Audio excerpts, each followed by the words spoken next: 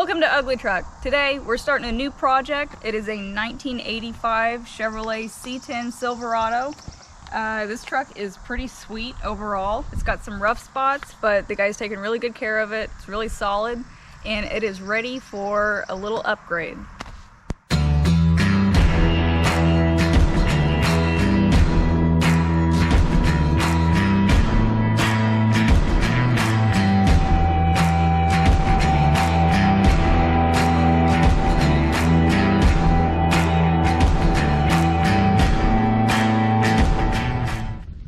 Overall, this truck is in really nice shape. It's got a few rust spots, but it's not rusted out.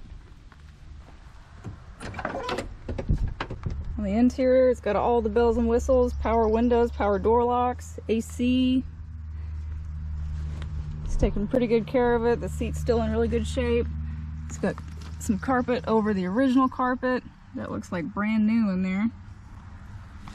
Let's take a peek under the hood.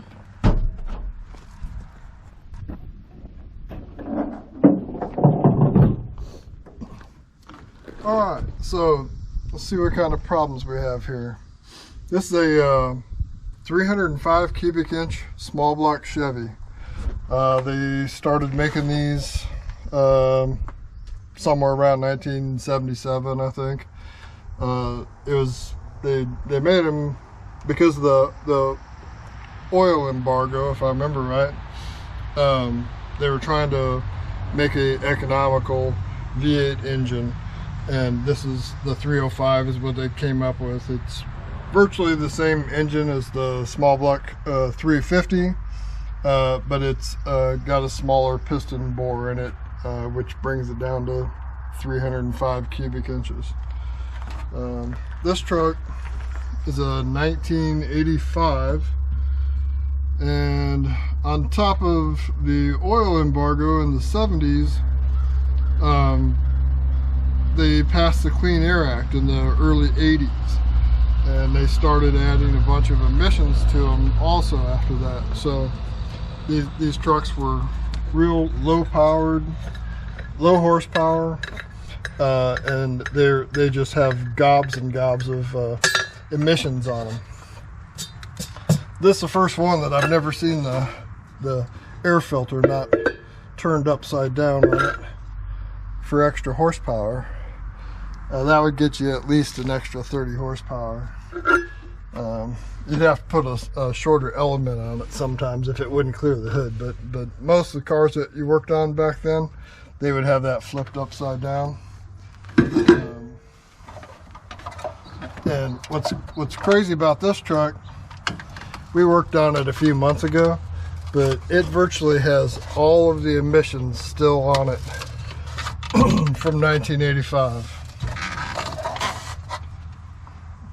So, if you worked on these in the late 80s, early 90s, you would open the hood to see all of this, and quite frankly, most people didn't understand what was going on here. But this truck's got an EGR valve.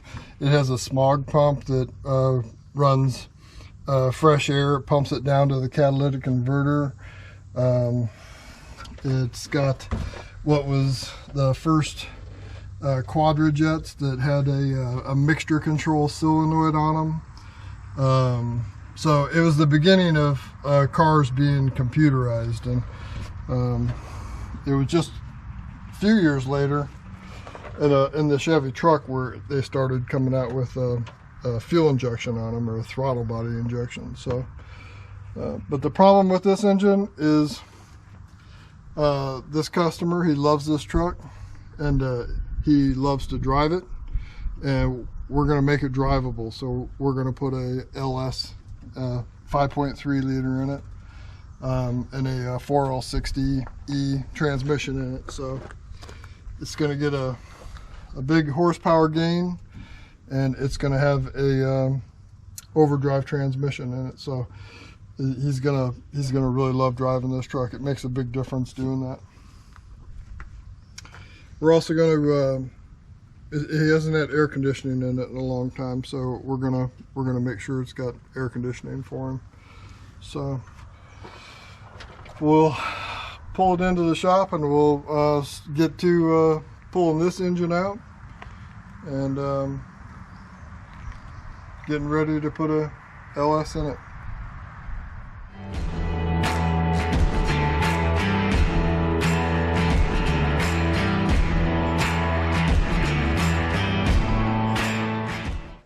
Alright, we got this thing up in the air. I'm gonna drain the fluids on it and probably chop the exhaust here while we got it up. But just wanted to show you guys how solid this thing really is. There's no rust whatsoever in the floor pans. The inner rockers look really, really nice. Even the bed supports and the bed floor back here, there's no rust whatsoever. This thing is a great candidate for an engine swap.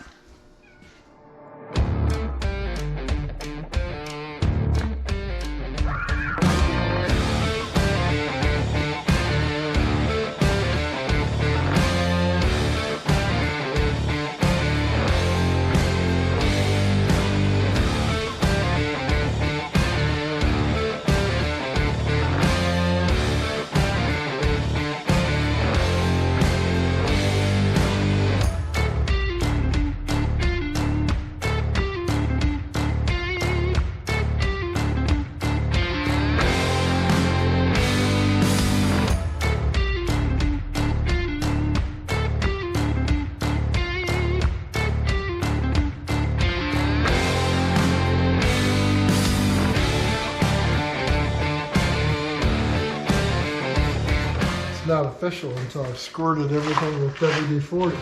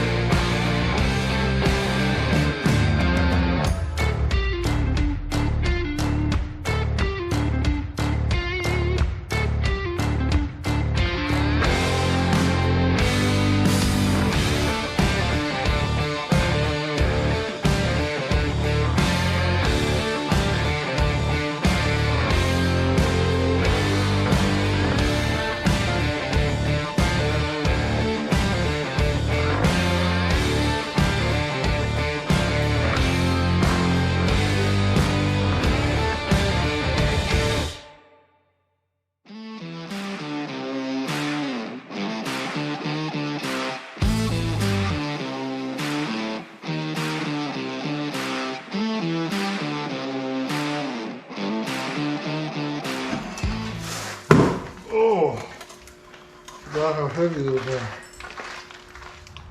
Okay, so at this point we've got the drive shaft out, the exhaust is cut and out of the way. We're ready to pull the transmission, so we'll start by getting rid of the bell housing cover here, and that'll give us access to the torque converter bolts. Get rid of these cooling lines, the dipstick over here on the side, and then we should be ready to pull this cross member out and undo the bell housing bolts, and that transmission should come right out of there.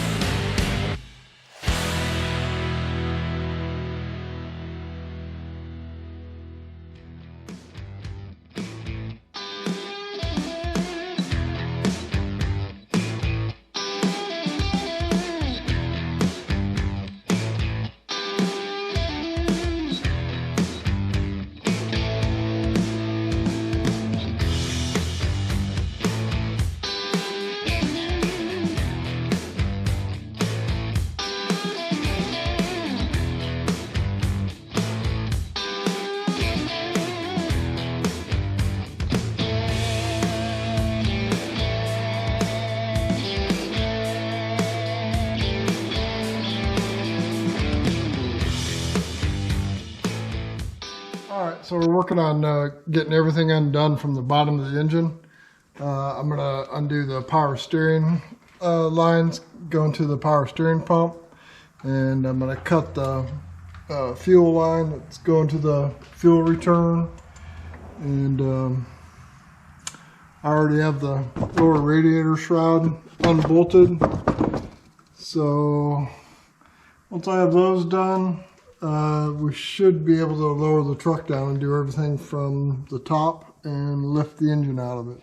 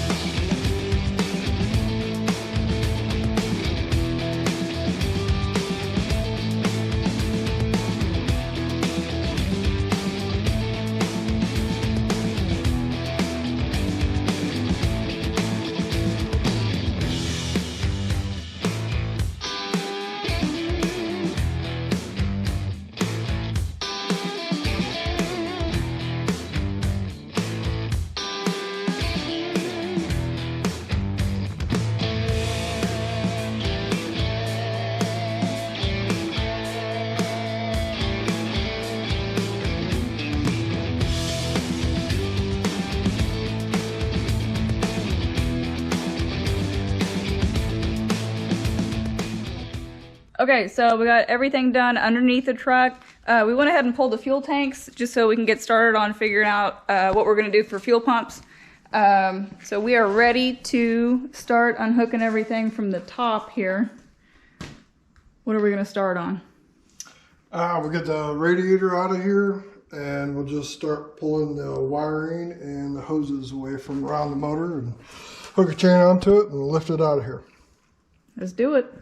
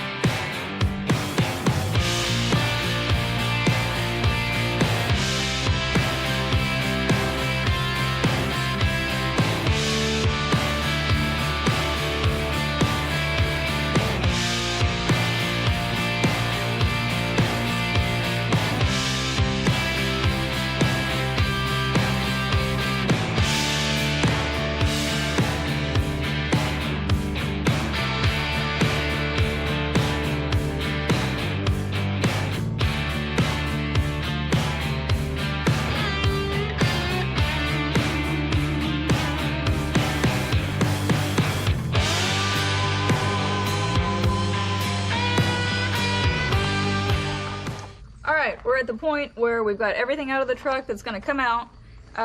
We've got the engine and transmission out, obviously. We also pulled the fuel tanks to get those ready for fuel pumps. We're at the point now we're going to bring in the pressure washer, just get everything cleaned up, make it a little nicer to work on. But thank you guys for watching. Really appreciate it. Make sure you're subscribed. Make sure you're ringing the little bell so you get a notification when we upload a new video. And the next time you see this truck, the 5.3 will be going in. So stay tuned.